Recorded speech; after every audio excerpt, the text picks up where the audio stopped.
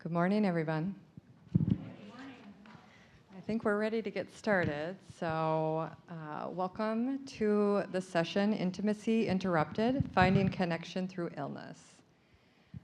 And want to thank the Caregiver Con organizers, and especially Allison for inviting us. So today we are going to be talking about intimacy, sexual health, and caregiving. So these are topics that are rarely given space in healthcare settings, but can deeply impact relationships. So just some housekeeping. This is a safe, respectful space. Participation is optional, but we hope that you do. We will have a Q&A session towards the end, but if you want to speak up at any time, just let us know. We do have a kind volunteer here who will run you the mic, so our online community can also participate and hear what you have to say. And then please take care if emotions come up. This, as you can see, we don't have any slides. Our structure is just a conversation today, just a panel discussion. And this, we were invited specifically to be non-academic. That's why I'm moderating and not talking, because I can't help myself. So we are focusing on intimacy, connection, and practical tools today. And then if there are questions about any physical concerns, you can ask in the Q&A. But this session's for you, so during the Q&A, let us know what you guys want to talk about. So just introductions briefly. So my name is Tara Rick. I'm a physician assistant. I've been taking care of patients living with cancer and their caregivers for the past 20 years. And about 5 years ago, I transitioned to cancer survivorship. So my focus is on quality of life and living well with and after cancer. And a few years back, I was asked to give a talk about sexual health. And in preparation for that talk, I realized how much of an unmet need this was. And around that time, I joined forces with these two, and we've given a few talks about this topic. So we've got the trio back, and we're here to talk to you guys today from 3 different perspectives. So again, I'm going to moderate, but then we have the perspective of a sex therapist, that's Calvin, and then JP, the perspective of the owner of Smitten, Kitten, with some practical insights for you. So I'll turn it over to you guys for your introductions. So when Tara said we got the band back together, I really wanted Thin Lizzy's "The Boys Are Back in Town" to just start playing, because that's kind of how it feels up here.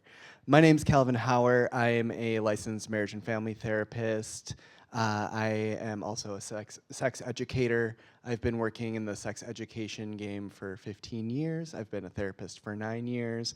I want to start rounding that up to 10 because that sounds more impressive, but 9 it is. I have a little solo practice where I work with individuals, couples, throuples, around all sorts of things. You know, I try to have a really welcoming office for kinky folks, polyamorous folks, folks who really want to explore sexual pleasure and mental health and kind of working around those things. I've also taught at a number of graduate programs around sexuality and how to not be weird about sex as a therapist. So that's me. Hi, everybody. My name is JP. I own Smitten Kitten, which is a retail sex toy, like adult toy store in Minneapolis. I opened that in 2003, so I've been doing that for over 20 years. And Smitten Kitten existed to be a place where you could get good quality supplies and education that was like free and open and friendly for folks of all genders and orientations. And I opened Smitten Kitten because I needed that in my life, and it didn't exist in our community here. And Smitten Kitten has evolved, as all of us do, over the past 20 years. And it was very quickly that we found that needs around sex and cancer survivorship and caregiving were really primary. And so, although that wasn't an area that I started out wanting or needing or knowing that I would eventually be helpful in, it is something that we have grown into, and I'm very glad to be here. All right, so we know that illness and caregiving can change intimacy, Would both of you be able to share what you've seen in your work? Like, what are some stories or anecdotes that you've seen? I've really seen illness kind of show up as like a, the third partner in a relationship. It becomes a piece of the relationship that may be acknowledged or not acknowledged, and it shifts the relational dynamics. I've seen folks have to really explore how to show up together through treatment, and then after treatment, really re-examine their sexual connection and maybe move more towards what they had beforehand, or maybe embrace some of the grief around losing that piece and moving into reclamation of a new relationship with sex. And for me, at Smitten Kitten, the work we do, I'm sure all of you have had incredible experiences talking with your oncologists about sex. And so a lot of oncologists are just as uncomfortable as all of us are around that. And so they'll say things like, just go to Smitten Kitten. And so a lot of folks come in because their doctors or their practitioners, their nurse practitioners have suggested that they do. And for a lot of folks, just generally speaking, like whether there's like cancer, an accident, or anything, like we don't spend a lot of time, most of us, like really being intentional and thoughtful about our sex lives. It just kind of happens, or it has in the past, until you run into a roadblock where you need some help, and that's where folks end up at Smitten Kitten. Yeah, and just jumping off that comment from JP, so we know from the literature that up to 90% of people experiencing like a life-threatening illness have some sort of disruption to their sexual health, and that less than a third of people are asked by their healthcare team about their sexual health, even though the WHO counts sexual health as a very integral part of one's overall sense of well-being and quality of life. So kind of jumping in on how common it is, a lot of caregivers and people experiencing illness wonder, is it normal that our sex life has changed? There might be periods where touch can start to feel medicalized instead of intimate. So Kelvin and JP, what are your thoughts about navigating role shifting? So going from partner or lover to patient, caregiver, and then back again. I think the particular thing about cancer is it creates role shifts that nobody asked for and nobody wanted. Even though role shifts throughout our lives, especially if we have long-term relationships, happen all the time for all kinds of reasons, this is the reason that nobody really wants. And one of the things that has become increasingly part of my practice is examining role ambiguity in all relationships. So whether there's illness, injury, or not, a lot of relationships have ambiguous roles within them. If we look at Esther Perel's work, she really kind of points to how modern relationships stack so many different expectations on one person that your partner becomes your lover, your confidant, your family, you know, the parent to your child if there's children, potentially a parent to you, kind of, depending on a number of factors, right? Like they're your roommate, they're the person you pay taxes with, right? Like, and with that role ambiguity, eroticism can kind of go away, right? Or it can become less central. And so now when we stack on top of that caregiver, right, that can really shift dynamics that are already not examined and force larger conversations. So when you go home, right, and you start talking to people about what you learned today, maybe one of the things you can say is, we have too many expectations on our partners already in all relationships, and we need to be able to pull those things apart.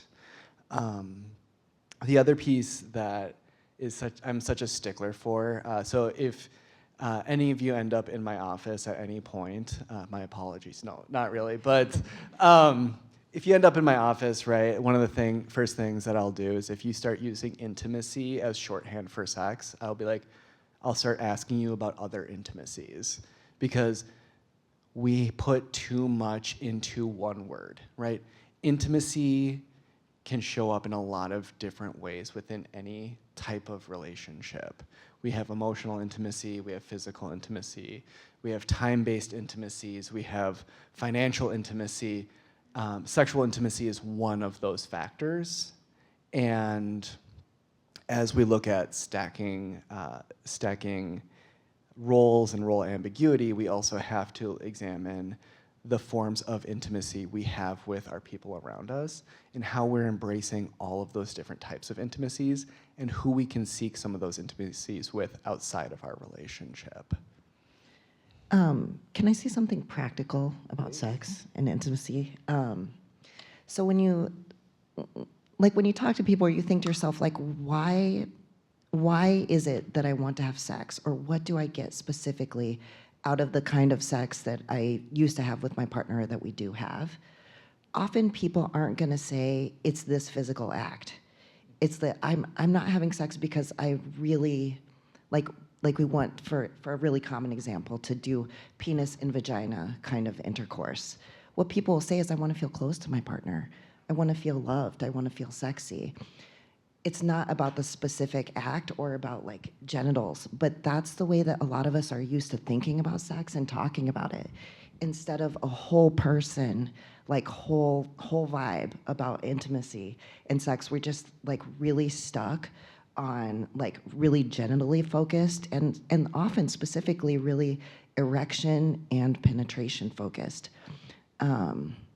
which there's a lot more to sex than that. So let's say something happens with our bodies for any number of reasons. In this case, maybe it's cancer, where the physical, practical part, like the actual literal ways we have sex, aren't working anymore. People are really often like throw their hands up and give up, as if like that's all there is. Like we can't have sex anymore. Like this is all gone, and there's this huge feeling of loss. But I think practicing reframing and thinking to begin, like, why are we doing this together? It's because we love each other, we wanna be close, we wanna make each other feel good. There's a whole universe of ways to do that, probably beyond what you had already experienced. So what is a loss is also, and I don't mean this to be trite at all, it's an opportunity to find other pathways to experience closeness, or like those reasons that you're having sex in the first place. It's absolutely an invitation, right, to kind of re-examine and find new ways to show up in those ways. You know, I'm looking at my notes and I see the word permission a lot, and I want to like really focus in on that word for a second, because the number one question that any sex therapist or therapist that works with sexuality gets asked, like the most common question is this normal, right? And one of the most impactful interventions that I have is permission. Within the sex therapy realm, we have the Pritchett model, which stands for permission, limited information, specific suggestion, intensive therapy. And the idea is that you always start with permission, that permission itself is the intervention. And I think about the prompt of why are we here, right? Caregiver con. There can be a lot of questions around sexual desire, arousal, attraction that can come up. And I think one of the most common questions that I imagine people are gonna have is this normal? Is this okay? Is it okay to still want a sexual relationship? Is it okay that you're not feeling as sexually driven or having as much spontaneous arousal? is this normal that this thing is happening with my body? And being able to really give permission and say, hey, it's okay. It's okay. If you need additional help, let's find those resources. But that I think a lot of us kind of work with these things internally and don't always externalize the, hey, this can be okay. Or turn to our partner and say, hey, I see you and you're okay. We're okay. Yeah, so permission to feel desire as a caregiver, and also permission to not feel desire. Permission to grieve the changes that have happened. These are all things that are very, very normal that we see in the literature that caregivers have expressed. So now we're going to jump into one of the most common things that we hear from caregivers, and that is desire discrepancy. So that's when one partner might have a higher want to feel more intimate or have sex in whatever way that may be, more frequently or in a different way than a partner. So caregivers still might want touch, sex, closeness, and another partner may not. Maybe the partner who has a serious illness might not want that kind of touch, or it might be the other way around. We also, I've also heard stories from patients where they are interested in more intimacy and their partner is thinking of them still in a very medicalized way and is not interested. So this can go either way. But my question for the panel is, Kelvin, how can partners navigate desire differences compassionately without blame or guilt? So this is a really wonderful question because it's an invitation to really examine what goes into these larger conversations and the internal parts that I think we all are processing and having internal dialogues with before we even go to another person with our concern, our needs, etc. When it comes to having open conversations with partners, one of the #1 pro tips that I have is consent. Is really inviting your partner into a larger conversation and letting them know that there's some stuff that's going to come up. When we're in the wild, I think oftentimes larger subjects can come up just happenstance, or maybe we will sit with them for a while and then we'll kind of blurt them out while doing the dishes, right? Oh, I'm not getting my touch needs met. Oh, whoops, sorry. Being able to go to your partner and say, hey, do you have some time today, tomorrow? Can we schedule some time to talk about some of my needs that I'm noticing are coming up? Do you have the capacity to sit with me and problem solve or look into ways to navigate some challenges that I'm noticing for myself and might be coming up for you as well? And being open to hearing, I don't have capacity for that right now, but I can make space for that tomorrow, next week, etc. When we have larger conversations that need to be had, we need to give the space for the time and the space for the gravitas of those. The other piece is having a safe word. So this is where like the sex educator of me and like the therapist of me combine into a megazord. And I recognize that, stealing from the kink community, we need safe words for when we're overstimulated, when we're having too much come up for us. Right? The compassion piece of this this prompt is to say, some feelings might come up, and how do we note them? I will say, use a safe word, maybe use a scaling system.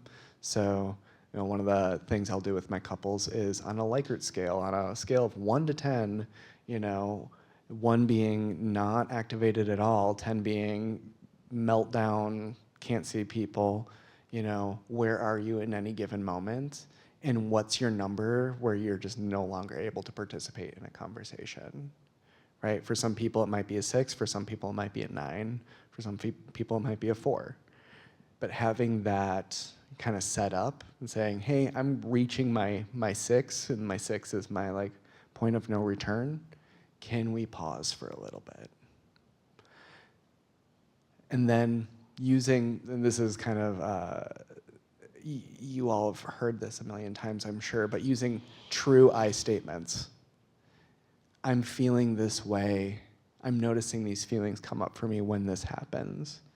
Instead of saying, you never do this, you always do this, will help folks will help everyone stay in the conversation and not go into a place of like, no, I know that that's not true, or a place of defensiveness or what have you. I just downloaded a bunch of stuff at you. I know, I was going to say, Kelvin, these are all super highly skilled relational and communication things. Like, these are not things that we're like born knowing how to do. I'm tagging you in. Which was the thing where a lot of people are left with when you have a big thing happen in life, like cancer, like all of a sudden you're like, oh shit, we don't have the communication skills, like literally don't have the skills to navigate this. We haven't practiced this in our relationship. So there's going to be lots of fuck ups. Totally. Lots of oopsies. And then you're going to think, what's my Likert scale? Mine's currently at a 6. Yeah. In my life, I use a donut scale. Yes. It's a 1 to 6 donut day. If I've had too many donuts, watch out. Way too much sugar. I use that with my clients all the time, the donut The scale donut specifically. scale, yes. But can we talk about desire for a second? Yeah, like, please. like actually how Yeah. it works? Because a minute ago you said the word spontaneous desire. Yes. And that's a super important concept that I think maybe folks have sometimes felt but don't really know what it is. And if you could explain spontaneous desire and maybe other types of desire and how that might be useful. Yeah, thank you for setting me up for that one. Spontaneous desire is that like thunderbolt in the crotch kind of feeling of like, oh my gosh, I'm feeling so randomly excited and like ready for some sexy times, right? Versus reactive desire, which is what is built with time, it's built with interaction, and culturally, I think we normalize spontaneous desire a little bit more. Like in the movies. Like the yes. like go in the door and like all of a sudden there's clothes flying and kissing. Like that's a very specific thing. But it doesn't happen all the time or even most of the time, honestly. Absolutely, absolutely. And oftentimes, because culture normalizes that spontaneous desire and doesn't really talk about that reactive desire, there's sex educators will really kind of rally behind this idea of how do you build desire within the relationship? How do you set aside time to connect that kind of builds that erotic response and some of that arousal? And a lot of people in their like typical sexual experiences, like in the moment, use responsive desire, but you may not have realized that that's what you're doing or that there's a word for it. And this comes in really key with a lot of the couples that I see who people have experienced breast cancer. And for a lot of people, nipple stimulation or breast stimulation is what starts the sexual scenario. Well, then if there's nerve damage or your breasts are not there anymore and there's no place to start, like where's the starting point? People get real stuck. And that's how you can use you had been using responsive desire and maybe just didn't know it. And now the specific type of stimulation that you used is no longer there or doesn't feel good or for whatever reason. And so then you have to problem solve it and think like, where are we going to start it now? And I think that that's where the invitation for that, like, hey, can we have a conversation about this? Can we set aside time to explore in the bed or wherever sexy time is happening in the house, maybe the kitchen, I don't know. Having that time set, or having an agreement for time set aside for exploration and ways to kind of locate those new erogenous zones or find ways to reconnect on a deeper way and build some of that spontaneous desire. Would you say that's where like even activity, like sensate focus activities by yourself would be a good place to even find it? Because what if you don't know? Absolutely, absolutely. It's an invitation, and thank you for bringing that up. This idea of like, this doesn't have to be a partnered activity. This can be a solo activity. And honestly, I would recommend folks, anyone, be able to take time aside and kind of notice different sensations on their body, what feels good, what doesn't feel as good.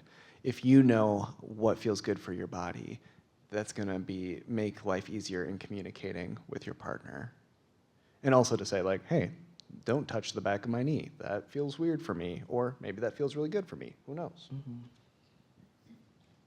So I'd like to explore more, if you guys are okay, like what are some other practical tips maybe like to help, if somebody was coming to you asking like, how can I further explore responsive desire? Like what are some other practical things? Like in the store, like are there things that, like using a vibrator, or like what types of other practical things can help increase arousal? You know that phrase, there's an app for that? There's a tool for that. That's the thing that I really love about my job. And the adult industry is evolving really fast to be a much like kinder, nicer, better place than it was even 10 years ago, 15 years ago, definitely 20 years ago. Sex toys have come a long way. And yeah, for instance, vibration feels good to nerve endings for a lot of people. So using a vibrator, even if you haven't typically done that before, and you can use a vibrator anywhere on your body, it particularly feels good on a lot of genitals, can really kickstart arousal and get blood flow and start the physical responses that are required for arousal and even orgasm if you're lucky enough to experience those. In ways that you just, here's an example. All of us could use a screwdriver, like we're building a deck. We could use a screwdriver to like screw in all the things to keep the decking on our, right? But you can use a power drill and do it much faster with much less repetitive stress injury on your wrist, right? So think of sex toys like tools, like they're just there to make jobs possible where they might otherwise be impossible, to make things happen easier, faster, with less stress, and sometimes with more fun. So they're important tools. And I mean, I've spent a whole lifetime learning about this, so it's not, we can't talk about all of them right here, but just know that there probably is a tool for that, whatever it is. So my next question kind of jumps off that. It kind of, JP, you work a lot with people to help them find their mission. Can you kind of explain what that means? And then also when people come in and they aren't able for whatever reason to have penetrative sex, if that's their goal, like what are some things that what are some practical solutions that you have in the store? Well, so that's my favorite part of my job, and the part I'm really good at is seeing like people define for me what they're trying to do, like the place they're trying to go, and then I help navigate to get there, whatever that is. And sometimes, actually, I said whatever it is, there's a tool for that. That's not true. Sometimes there is not a tool for that, and we have to adapt and use things that do exist to make it happen. Like if you're at a really good hardware store and you have a weird problem where you can't quite reach that bolt, there might not be a tool to reach at that angle behind your sink to fix your plumbing, but I bet we could like ratchet together and put a few things and like figure out how to do it. That's something that I'm really good at. It's hard for me to think in generalities because it's a really specific problem, because not everybody's plumbing's the same, your sink's not the same, your bathroom's not the same, and your mobility to get down and behind there's not the same. So all the solutions for everybody are gonna be different. And what I'm gonna do is when you come in the store, or any sex educator really, if you're talking to them, they're gonna be like, what's the mission? What are we trying to do here? What is it? And that gives you the opportunity to think really practically, what are we trying to do? Because a lot of folks will come in just because their oncologist or their physical therapist, they were uncomfortable talking about sex. So they're just like, go to Smitten, Kitten, just go there. And they come and they're like, I don't know why I'm here. My doctor told me to get here. And I'm like, well, I don't know, because I wasn't there. What are we doing? So then we just like start all over. Like, okay, what are we trying to do? And just having those like no ego in the conversation. Like we don't have to pretend to be experts. Nobody knows what they're doing. It's all funny. But it's really serious too at the same time.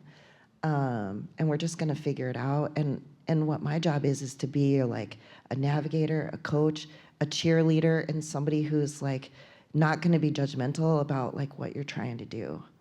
And that might be getting an erection at all, or in a body part, or like I don't have erections anymore. How are we gonna still pleasure our bodies? Like all of it. We do all of it, really. It's so the sex therapist piece in me, because my version of the physician saying just go talk to the people at the Smitten Kitten is the therapist who will be working with a client, and the client brings up something around sex, and they say, oh, go see a sex therapist about this. And then they come to me, and I'm like, hi, what are we working on, right? But as JP was talking, I was reminded of Al Vernaccio's sex is like pizza talk. Are you all familiar?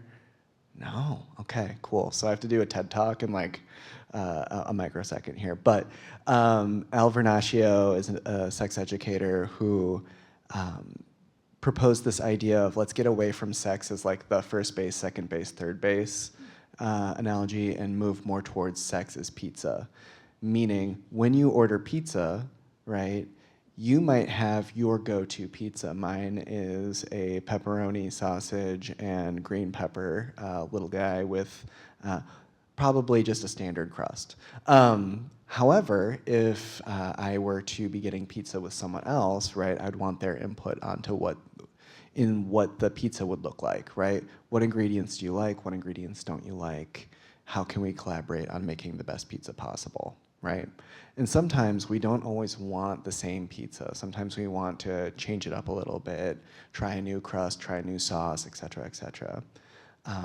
In this, though, I think about the Smitten Kitten is kind of a space where you can go and like learn about all of the artisanal ingredients Yes. that can go on that pizza, and you kind of walk people through, hey, this kind of provides this type of sensation. You might notice something different with this. Here's, did you know you could even think about this way, right? And so you kind of operate as the person who's walking them through the possibilities and introducing the ideas. And then remember the Pritchett model that I brought up earlier? You're giving permission to say, all of these things are valid. Now what do you want on your pizza? I love how that like kind of neutralizes, because sex can be really scary and feel like there's a bunch of like values, and there's this like, we have to be normal about it. But with pizza, it's just pineapple, And like sometimes you got a hard limit. Like let's say I cannot have a gluten crust. Like that's gonna make me sick. Like I cannot do that. That is a hard limit.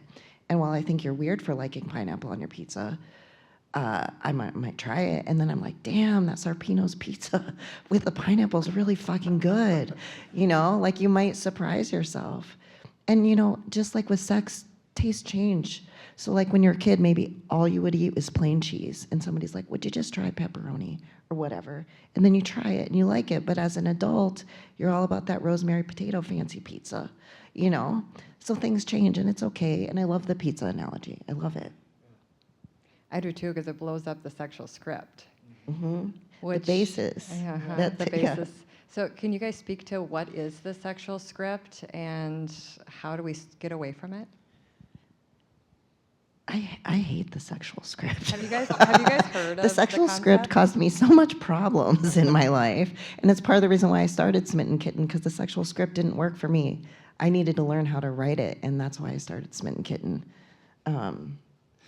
Well, also, one of the jokes I would have when I was teaching is that the theater kid to sex therapist pipeline is super real. Most sex therapists that have a theater background and learn how to improvise. Why is that? It's Tell me. it's because we're just a bunch of like neurodivergent goobers who are just like, yeah, we can take on stigma. That's fine. Let's talk about it. But like the improv skills really become important, and you really see this with a lot of in the work that I do with people. It is a lot of like blowing up that script and kind of moving towards a how do we yes and, right? So in improv, there's the yes anding where you take what someone's saying and you add to it, right? And I love to work with people to explore yes anding while also acknowledging that a no is legitimate too, right? So a version of this that I know I'm getting lost in the weeds, but the idea of like yes anding to say like, if a partner says, hey, do you want to be sexual?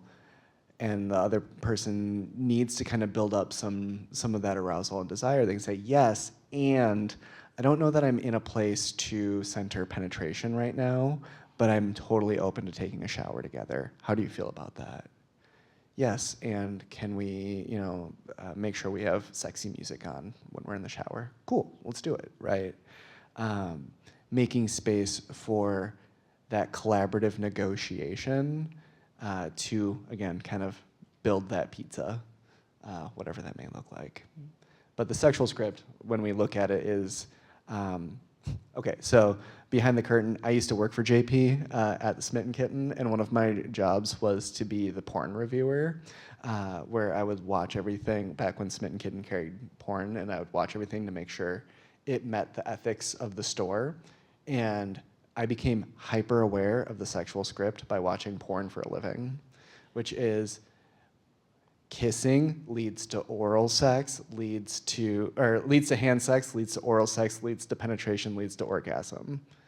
I saw that in so many movies that I would just fast forward through them because I was like, I cannot continue to watch these things over and over.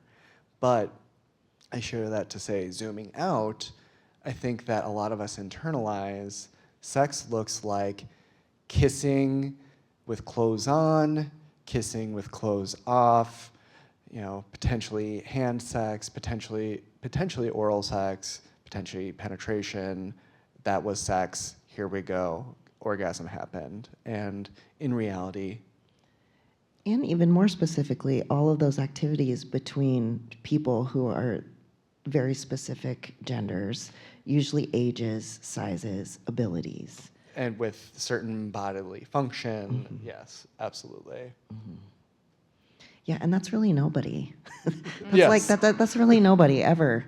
But we are so used to that script that it feels like that specific thing is the totality of human sexuality. It really does. It feels like that for a lot of people, when that's just like this much in a universe of possibilities.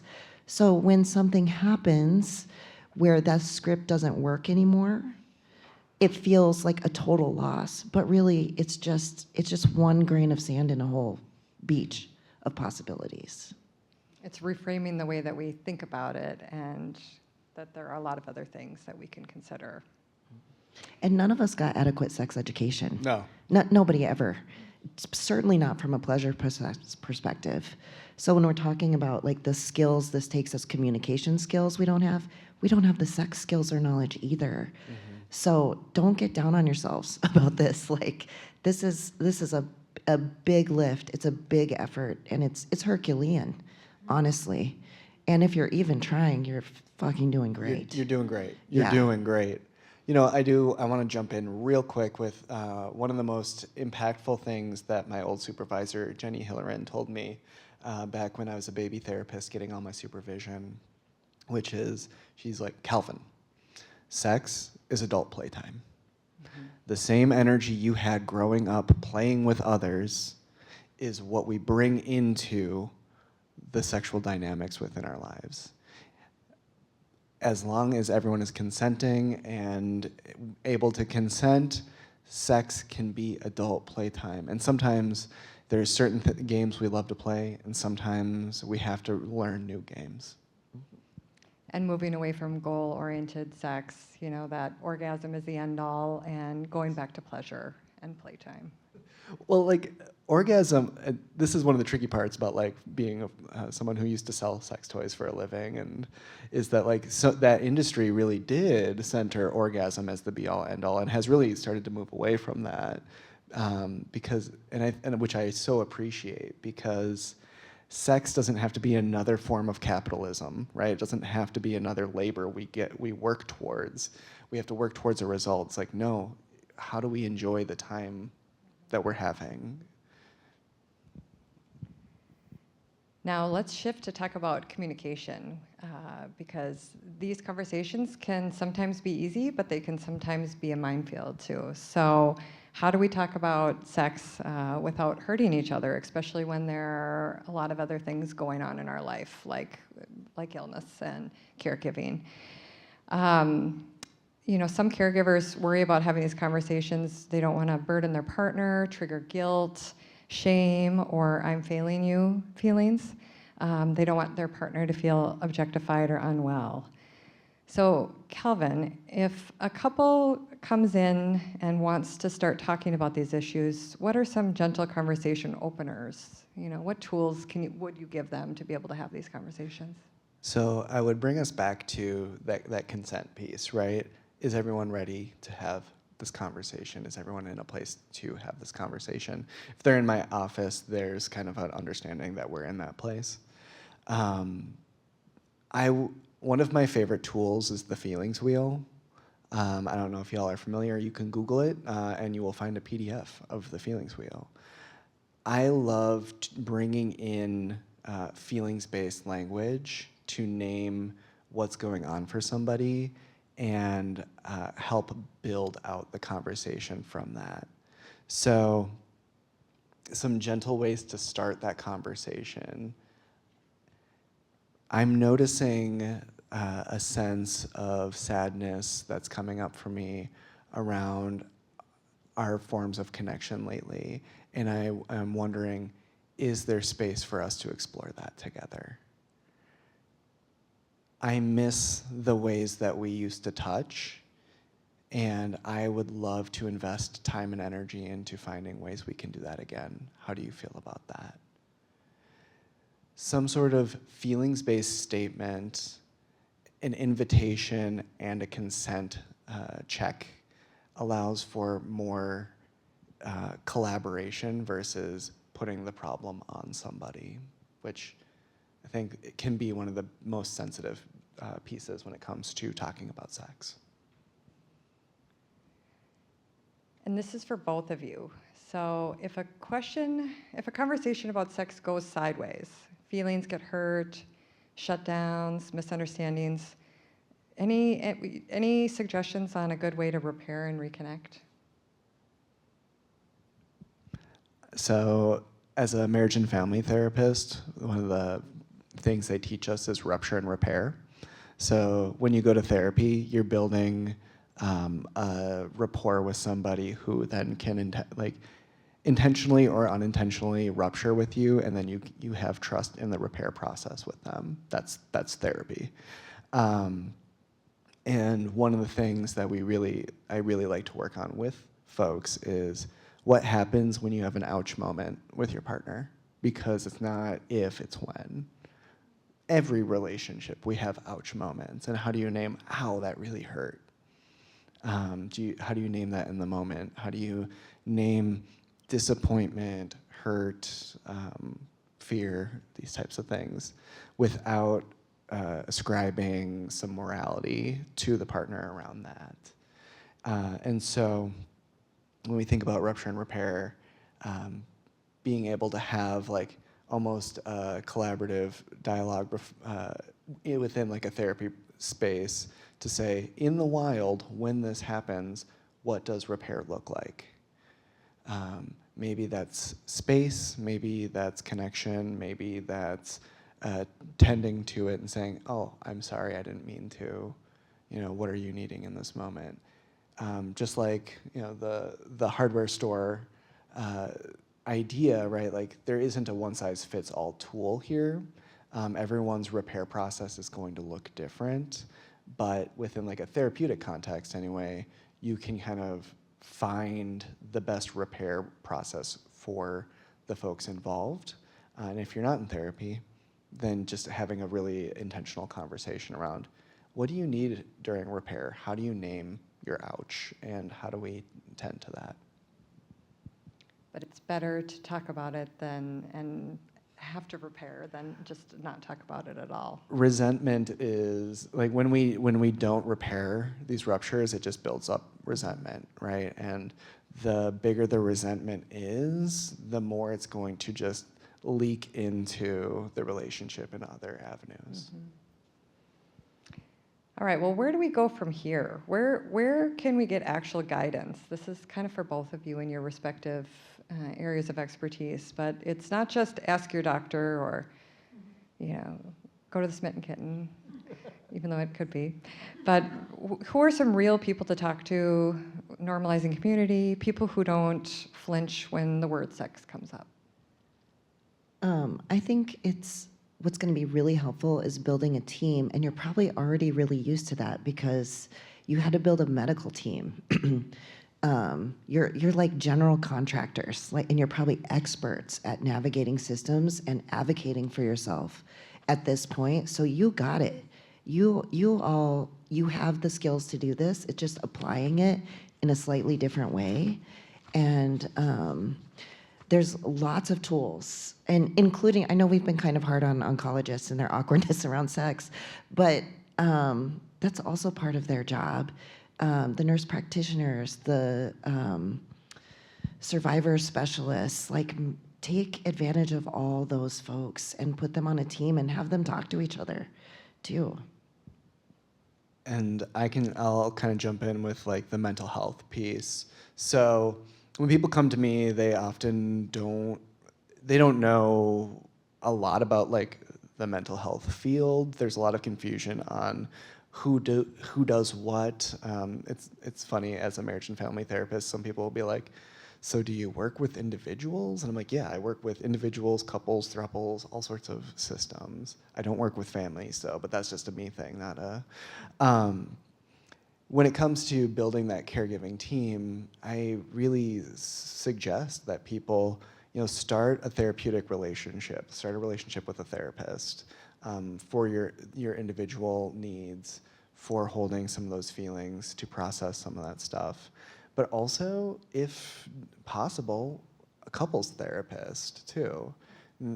It's not to try to plug my field too much, but to say, a couples therapist is going to hold space for the relationship and hold space for the goals of the relationship.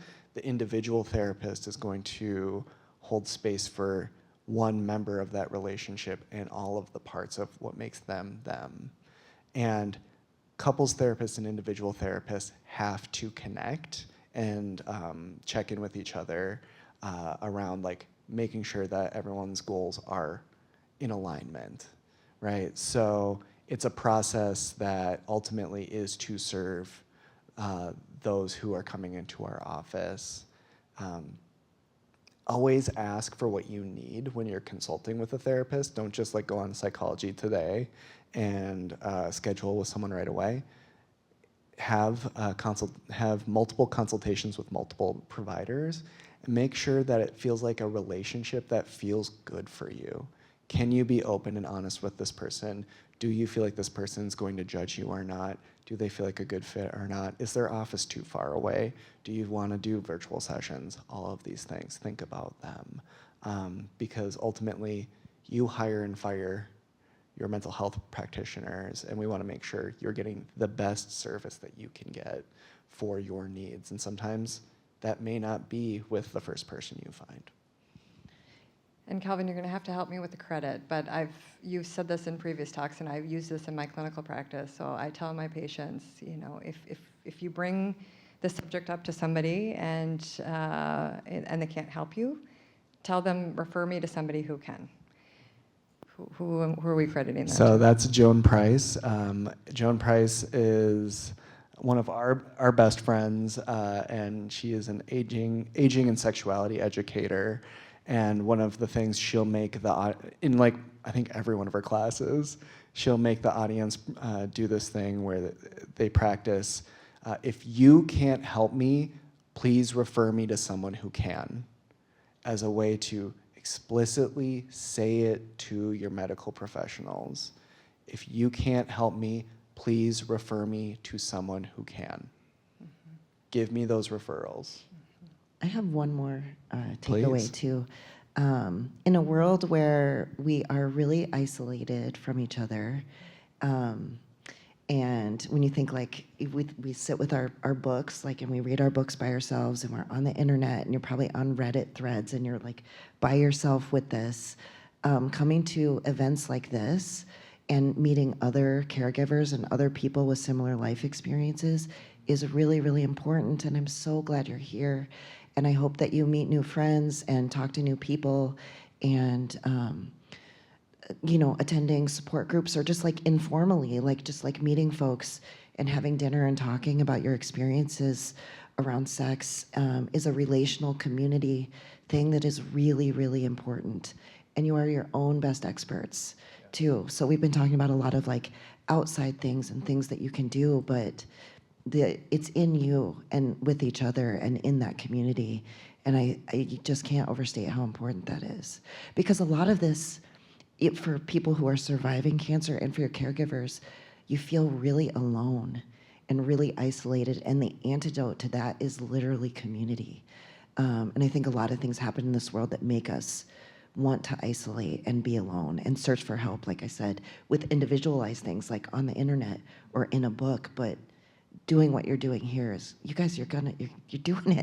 You're doing it. You're doing great. The fact that you're here today is awesome. I co-sign on everything JP just said. And speaking of community, let's take a few minutes now, and what kind of questions do you guys have? Comments, reflections, stories?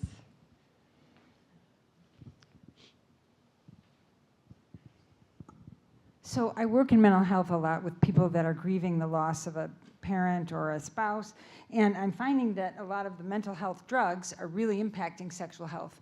And I know we didn't really have time to talk about that, but it's huge, and I can try to give suggestions about that, having learned over the course of time. However, how do you integrate that in helping people think about how so many antidepressants kill libido, and people can't just keep changing? And then mood and desire. I mean, it's complicated. Sometimes it sounds simple, but it isn't simple at all. And I think having had a spouse with ALS, everyone with ALS is on an antidepressant. You know what I mean? Like, or cancer, the same. So how do you weave that in? Because it's not simple. I can say one of the things that I really, so my wife is a psychiatrist, and she will actively ask about sexual side effects and like ask about it more than just the like one-off question. When I'm working with clients, I will work with them to create that script around advocacy, around, hey, I'm noticing this sexual side effect. I'm curious what other medication options I may have to treat this piece that may reduce or may support my sexual function, because that's important to me. There are so few, but there is avenues to adjust medications to help reduce some of those sexual side effects. So that would be a starting place. The other thing that, because of the sexual side effects of a lot of medications, sometimes that's when a really, really intensely powerful vibration can be super helpful, or suction, like vacuum pumping suction. More stimulate, like a higher intensity of stimulation than anybody could possibly ever do with their body. And it's just required. Like, it's just, we're lucky that those tools exist. And some of them look like appliances, and they plug into the wall, and that's fine. They're noisy. It's okay. Turn up the TV, you know? Yes. And practicing with those tools, they're not magic either. Like, it does take practice and learning how to use them and like what feels good for you. It's a process. So that's the thing. A lot of people come in and they just like, they want a tool that's going to fix it, that's going to be the thing. And a lot of sex toys are like heinously marketed to like, this is going to cause a huge erection and giant orgasm. Like, no, No, it might not, but it might be a tool that really helps. I'm going to tag in there because I think, you know, the other piece too is like where you are mentally, like what kind of mood you're in is going to affect your, like how you're receiving sensation. So if you're having a dog shit day and then you go to the vibrator you just bought and you're like, I have high hopes for this, and then it doesn't meet those high hopes, it's going to be another part of your dog shit day. Versus if you're having a great day, you might have another experience. All of that to say, right, our brain is the most important like part of our sexual function, engaging in fantasy, engaging in kind of desire build up, and also get those reps in, try the sex toy multiple times over multiple days. Approach it with curiosity because, you know, it might not work for your body the way it's being advertised, but it might work amazingly on your body in a different way. Yeah, And- our grandparents figured that out with those back massagers. Totally. They're like, wait a minute. All right, we're running out of time. Any last questions? All right. Well, just a quick takeaway, Calvin and JP. And JP, you might have left your takeaway already, but feel free to leave another. And Calvin, what do you want people to go away with today? Just talk about sex. Just talk about it. It's the more you practice talking about it yourself, you know, saying the words out loud, the more you talk about it with people that you trust and that you feel safe around, the more you're going to be able to talk about it openly and freely to medical professionals, to therapists, to whomever. Your sexual health is an integral part of who you are, and you get to have that relationship with yourself. I have a literal takeaway. I love that. Okay, I'll put these up at the back, but I have little lube samplers for everybody because lube is awesome. Lube's the best. Lube is awesome. So I got lube samplers, and you're welcome to take as many as you like. Great. Well, oh, one last question. Yeah, I know that today we focused mostly on, you talked a lot about cancer, you talked a lot about like when one person in the couple is the person who's ill, but I also know we have caregivers today who maybe the person has dementia or Alzheimer's or ALS, or maybe it's the person, maybe they're caring for parents and that's impacting their drive. And so it's lunchtime now, but are the three of you going to be around so that if somebody has a different situation than maybe we covered today, that they can chat with you for a few minutes and get those needs met as well? Yeah? Yeah, I'll be hanging out for a little bit. Great. Thank you. All right. Well, thank you, JP, and thank you, Calvin, for being here. And thank you guys all for coming and being part of this conversation. Thanks, y'all.